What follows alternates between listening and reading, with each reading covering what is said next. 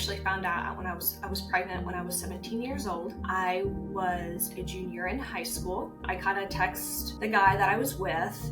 He was, I guess, kind of an abusive person, very mentally abusive person, and he basically texted me and says, "You need to get an abortion." So I kind of gave in to the manipulation of getting rid of the baby because that they said, "Well, we'll pay for it." So him and his mom gave us the money, and when I went to Planned Parenthood in St. Louis, I really didn't know what to expect. I think like the first person I saw was a counselor, but I didn't feel like I was heard. I was trying to tell her my situation and how I felt. I was trying to explain the type of relationship that I was in, because I did have a history of being stalked as well by this individual, and the counselor just kind of said, "Well, he's just scared," and that was it. So already at that point, I didn't really know what to do.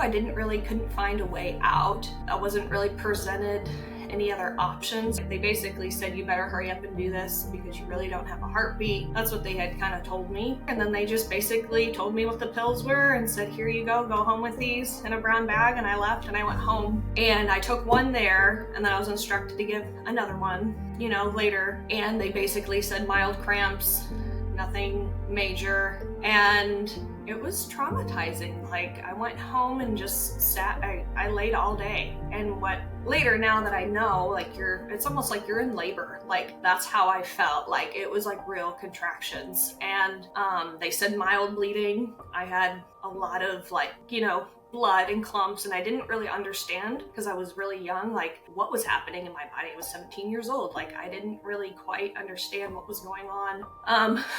So after that whole process, I was told that I was going to be bleeding for about 6 weeks, which did happen. But then I also end up developing an infection, which pelvic inflammatory disease, like from the abortion, like I think about 2 months later, which was very painful. So that had led to the hospital gave me medicine, and then they had given me pain pills. So that kind of actually started into a pain pill addiction. At 17, I did have a follow-up appointment with Planned Parenthood, and they just, they did the ultrasound and they said, "Oh, you're done. See you later."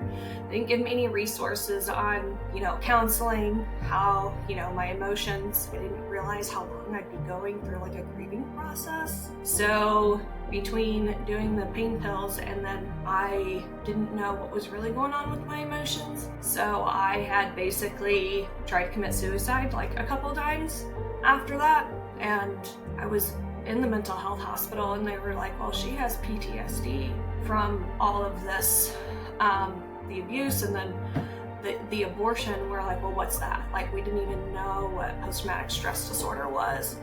And we're like, "Oh." And then they kind of described, like, "Well, she did lose a child, she's going to go through a whole grieving process," which I didn't know.